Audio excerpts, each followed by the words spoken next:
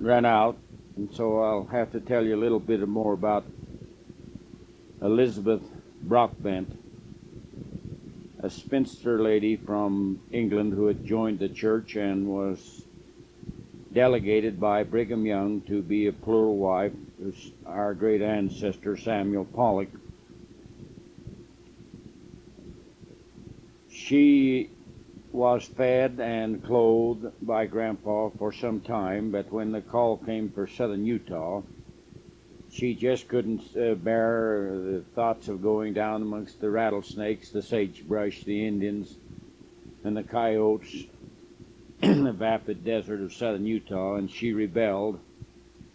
And Grandpa had the marriage annulled and gave her freedom in a little town called Meadow, Utah.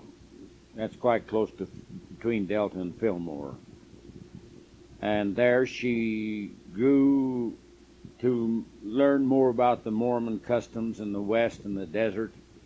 Married, I believe his name was John Bushnell, and he would be the grandfather of, and she would be the grandfather of Emil Bushnell, you know, that married Iris Smith. She'd be the mother of, and the grandmother of Elmo Smith that married Iris Bushnell.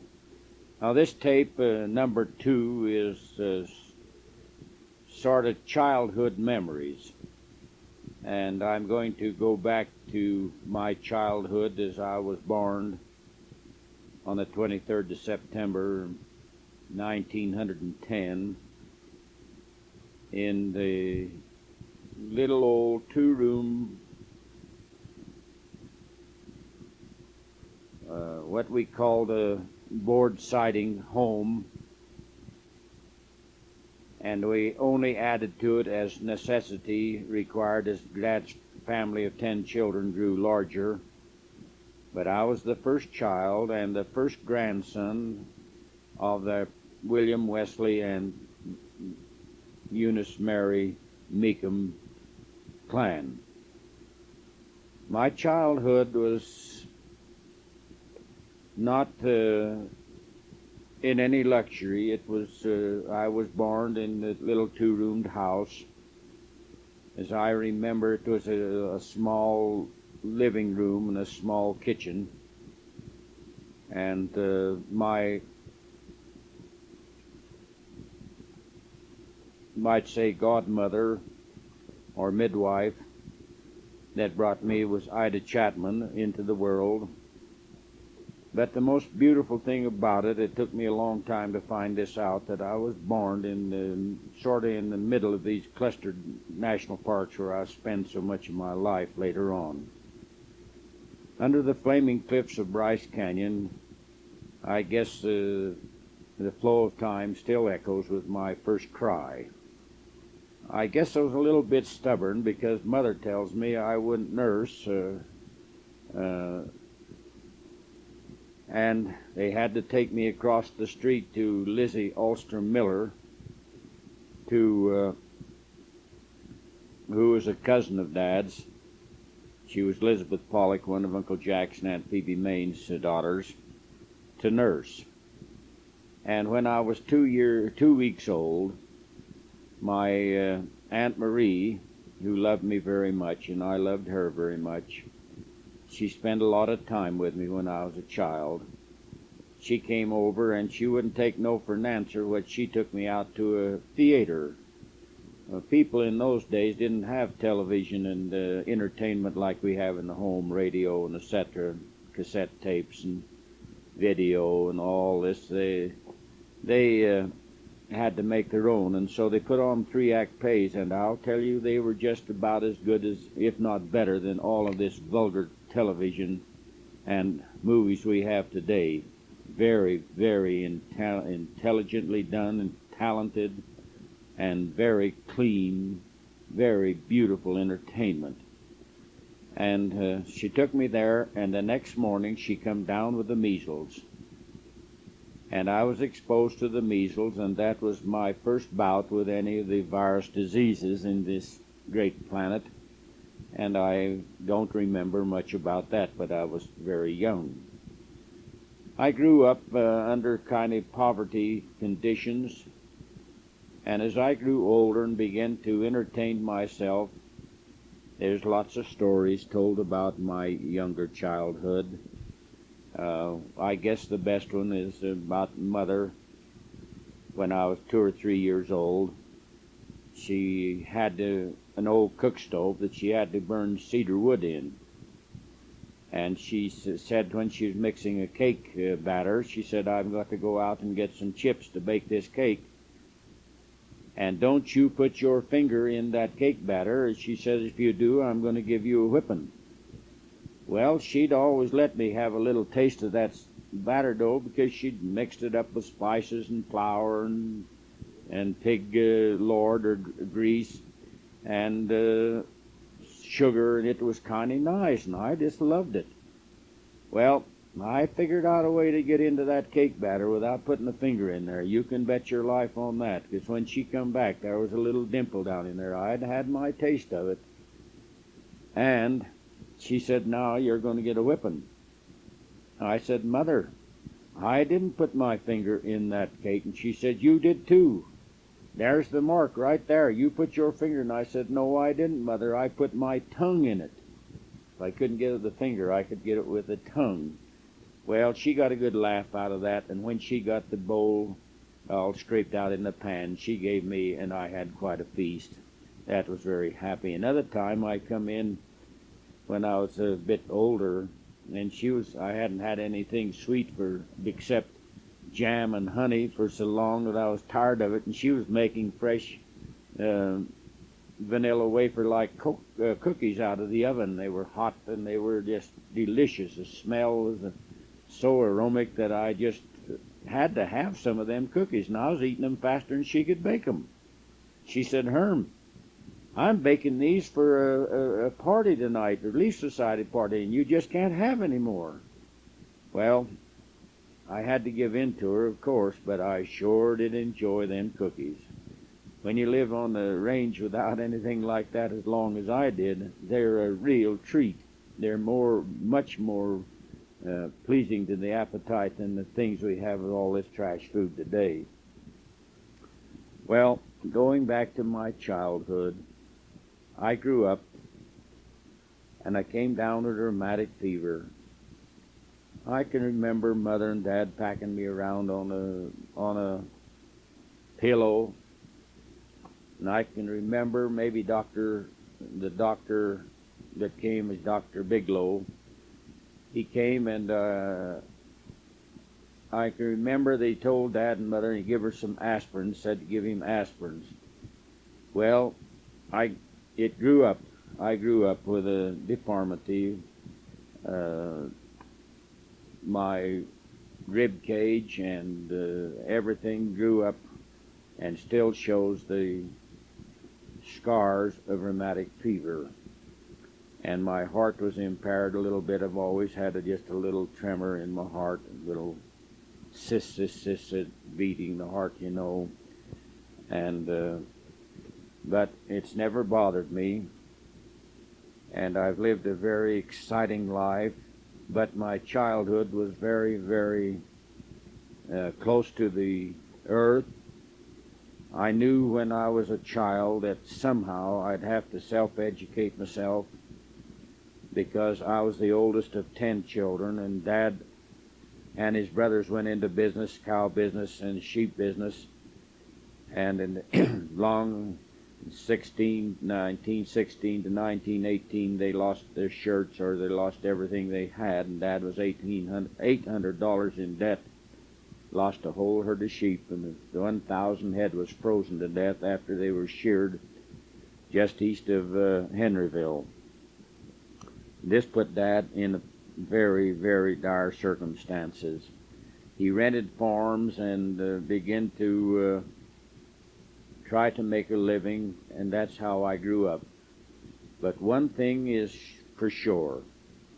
When Virginia was born, Dad had picked up a little bit, and we decided we had to have more room. There's 3 children, Island and Virginia and myself.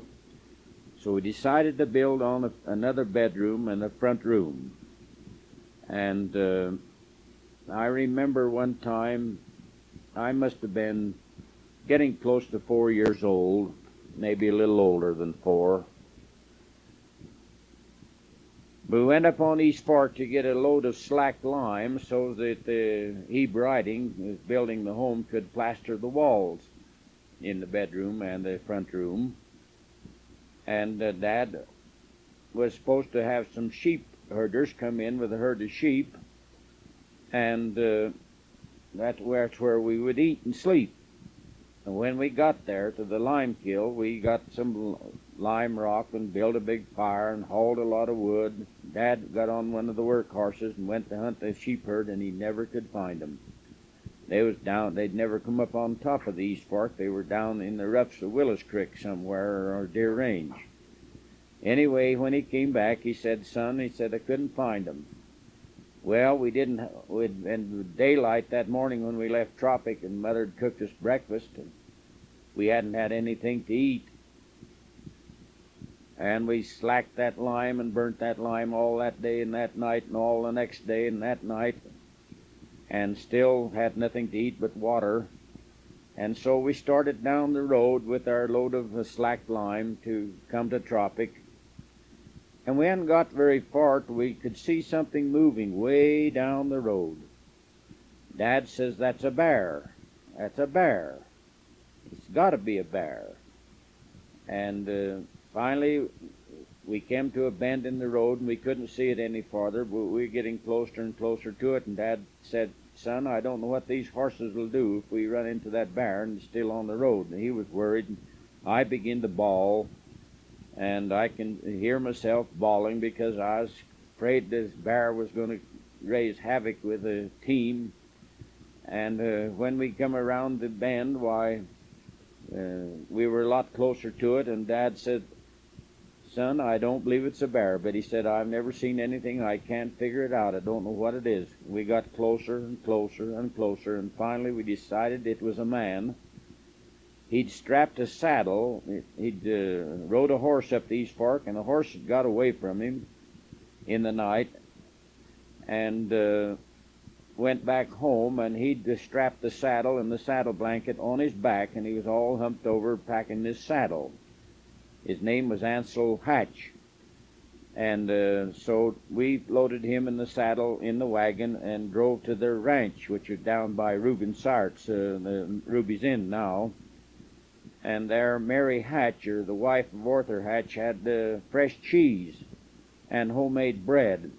And I was almost starving to death. That's the hardest ordeal I'd ever had in my young life, to go without food. Well, she gave me a big old slice of bread, and then cut a big slice of cheese almost as thick as the bread, and then put another slice of bread on, and I wolfed that down as fast as I could, starving, and it almost killed me. I never was sicker in my life, eating all that on a empty stomach. And I've never had a keen desire for the relish of cheese to this very day, but I have learned to love it, and it's a very good protein, and I know it's needful in the body. But that was one of my childhood days. My first little Christmas present that I can remember, I'm sure there was rattle boxes or things, something like that, that I don't remember. But the first little thing, as a Lee family moved in, lived down where Cy Munson lives now.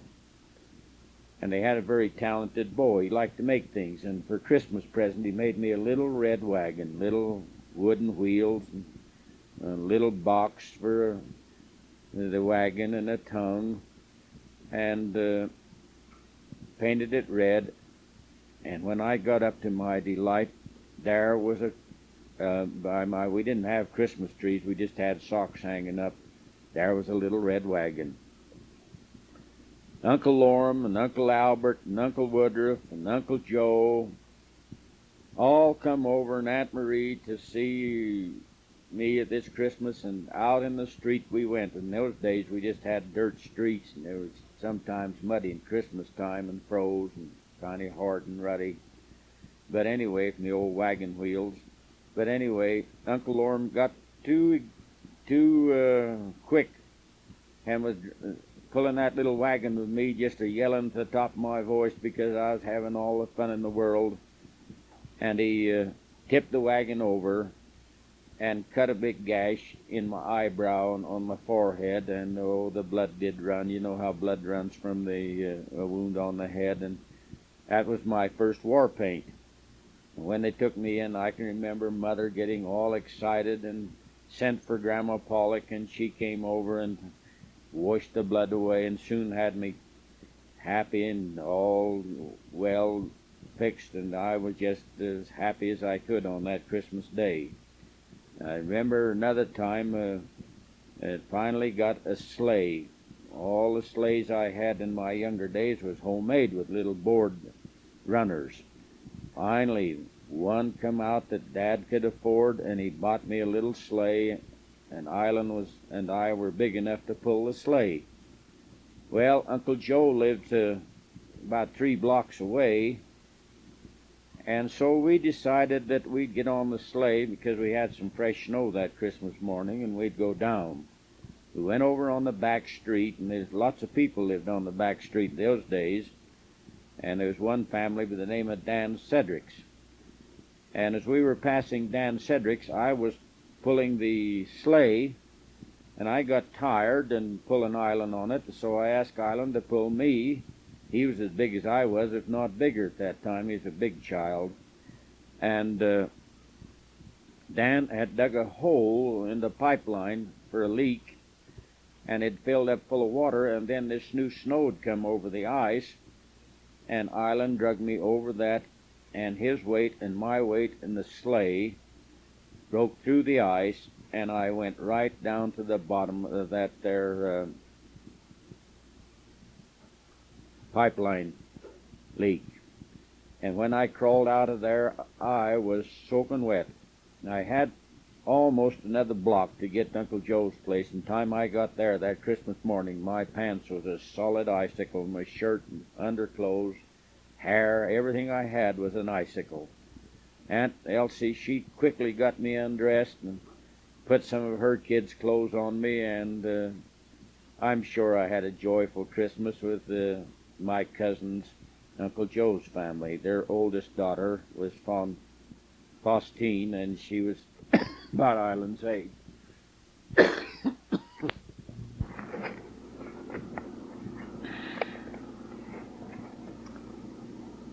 Long about the time I was 7 or 8 years old, real tragedy and real sadness came into our family.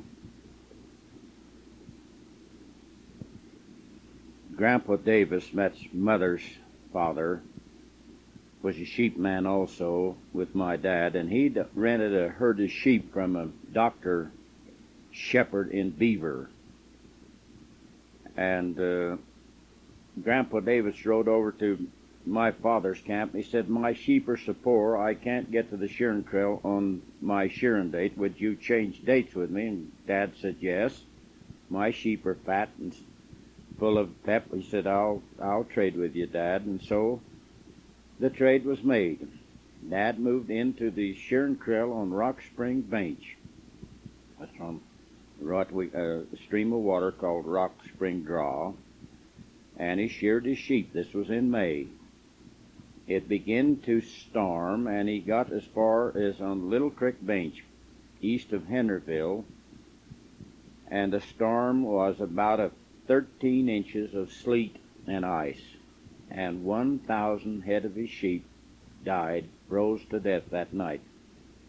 I can hear Dad telling the story. He said those poor sheep, they built fires all night long on the wet, dry trees they could find, and the sheep got so close to those fires that they looked like brown teddy bear color the next morning. You had lots of brown sheep of the few that was alive. But anyway, this put Father, or Dad, into indebtedness that I grew up with. We were $800 in debt. And those trying times, we'd lost everything we had except a little brown wood-sided home with the 2 rooms. Oh, it was terrible. And then Grandpa Pollock had been very, very ill, living down to Aunt Lizzie's and Uncle Giroux's place. Oh, by the way, I might mention here that while Dad was on his mission, he went on a mission when it was 1905 to 1906, without purse or scrip. And when he went into the mission home, he was on crutches. He and a lot of the cowboys in our country had rounded up a lot of real old, wild, very wild steers, bulls, cattle from the last chance. And they were earmarking and sawing the horns off, and they had this one great big bull down, and it got loose. And it raised its head up and brought its head down, and it brought its head down on Dad's foot and run its horn through the instep of his foot, clear down through his boot. But Grandmother healed it up, and while Dad was in this condition, the bishop come. I think it was Bishop Tibbetts. He came and said, "Sam, I'm calling you on a mission." Dad looked up at Grandmother, and she said, "Son'll go. Sam'll go." And when Dad went into the mission home and to the mission in Virginia, he was still on crutches. But he had faith that the Lord had called him, and it was his opportunity to go and become an ambassador of God's true church upon the earth. Well, going back, I grew up. At 8 years old, my grandfather living down to Uncle Giroux's, they heard of a doctor who was operating in Herman, Utah. And so they decided to take Grandpa, so Uncle Will and Dad loaded him in a buggy and took him to Herman, Utah. He was placed on the operating table and operated for, I guess, what we call prostrate gland trouble, bladder trouble, and he died. He never did come out of the operation, and was brought back home and laid for viewing in his casket in our living room. And I witnessed all that when I was very, very young, and it made a great indelible memory, because that was the first death that I'd witnessed in my life.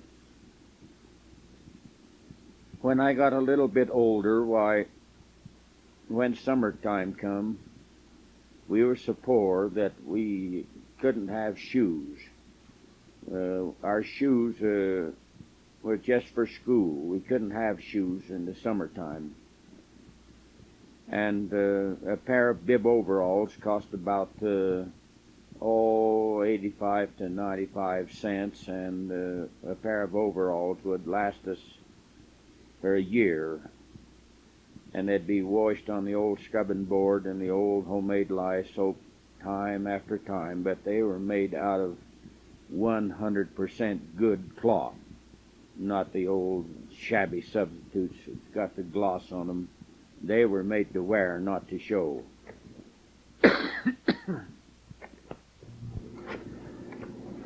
My barefoot days are very vivid on my mind.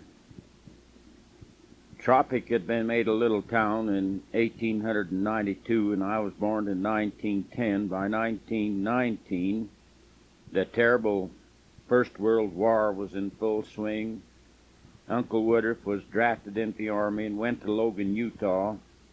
There come in contact with the flu, come back home, and it killed him, along with one of his pals, Edo Wilson, here in Tropic. But anyway, by the time I was 9 and 10 years old, we had quite a few cows. Dad had got a few cows, especially milk cows, because we needed milk desperately. And the only way we could get it is get up daylight in the morning, go out and milk the old cow, and milk her again at night. We had chickens, and we had to gather the eggs and feed the chickens and feed the horses. Our team of horses was Old Nig and Old Hardy. They were the best team that ever was, and how many experiences I had with them in my lifetime is beyond measure. But anyway, When summer come, we most generally didn't have any feed left in the barn, and so we'd have to take the cows out and herd them all day long. I can remember Mother trying desperately with what little she had to make us a little lunch. Most generally it was boiled eggs, bread and butter. Sometimes she'd soak the bread in a little bit of milk and put sprinkled sugar over it. And once in a while we'd have a little molasses on the bread. Very seldom did we have any honey, but once in a while we did. But our meals were very, very meager. I can remember my barefoot tracks.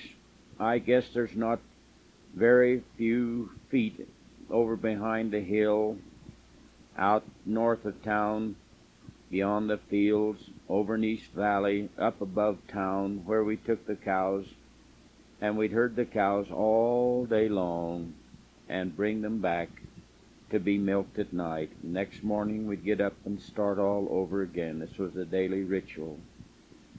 It was hard times, very, very hard times. And those days, I remember over behind the Tea Hill, or over on the other side where Dean Winch's farm is now, I was herding cows over there one day, and I was walking up through the sagebrush, and I found a purse. In those days, we called them pokes. They were about 8 inches long, about 2 or 3 inches, about 3 inches wide, had a metal snap on top. And I opened this purse, and it had some greenbacks and some checks in there, but they'd been laying there so long that they'd just almost withered to ashes. But there was $1.50. Just think of that, $1.50 in silver. Boy, was I rich. I was the richest boy in the country. I bet I counted that money a dozen times that day, and I kept my hands on it in my pocket. When I come home, I had $1.50. That was the most money I'd ever had in my whole life. I remember herding cows out on the range, barefooted. That's where the Museum of Time, Mother Nature, became my sacred ensign of beauty, because I trusted her, I loved her, and I began to search for her secrets, how beautiful they were. Oh, what a pleasure it was to see a locust or a butterfly coming out of its cocoon, drying its wings and learning to fly. How beautiful it was to find a lizard where it crawled under a rock and laid its eggs, and how I fondled those little rubbery-like eggs, and how beautiful it was to search out the bird nests, the mourning dove. Oh, they'd made a little old nest on the ground out of sticks. It was a very poorly built nest, and how I'd love to find the robin nest with its sky blue eggs. And one day I found a sage hen's eggs. I brought some of them home, and Mother slipped them under an old setting hen, and she hatched one of them out, and we had this sage hen around our country, around our home. She'd steal her nest off in the brush someplace, and of course we had for several years a lot of half-breed sage hens in our chicken coop. I remember I studied the insects, the tracks of the stink bug on the sand, and the centipede, as I'd turn rocks over and wonder about them, and the scarpin, which I'd been told to be very afraid of. And all of these things, the snakes, oh, the snakes did scare the way out of me, and there was rattlesnakes in every direction in those days. One time Island come to me, and he said, "Herm, that's the biggest snake you ever saw in your life over here in these rocks." And I went over, and it was a couple of rattlesnakes. They were breeding, and he didn't discern that they was 2 rattlesnakes, but they were 2 there. I remember that very vividly when I was younger. I remember by the time it come time to go to school, I can remember the clothes I wore they were homemade, and you couldn't get a child on earth today to wear the clothes that I had to go to school in. The shoes were grubby, half wore out, but I went to school and I had one of the greatest teachers on earth, Mrs. Peterson. And Mrs. Peterson took great delight in me. She lived just up the street, on the same side of the street, in a house just above me, and I'd wait for her to come and walk to school with her. And she gave me a double promotion. I went into the third grade and never did go to a second grade, and I went to grade school by the time I was 11 years old. Being the oldest one of the family, it was necessary that I go on the range. And the year I turned 11, that summer I made $31 herding sheep during the month of July. I remember coming home for the 4th of July. This was about the 2nd or 3rd of July, and I give Dad my $31 check. He was so broke and so in need of money that he spent it all. And Glade Alstrom and Dwayne Alstrom, my neighbor boys who I grew up with all my childhood days, come over, and they always had money. Frank Alstrom had a big sheep herd, and he was quite rich. They wanted me to go with them because they had some money, and we'd buy some candy. And I asked Dad for a dime, and he never had any. About broke my heart. They went over and told their dad that I didn't have any money. They wanted to stay for the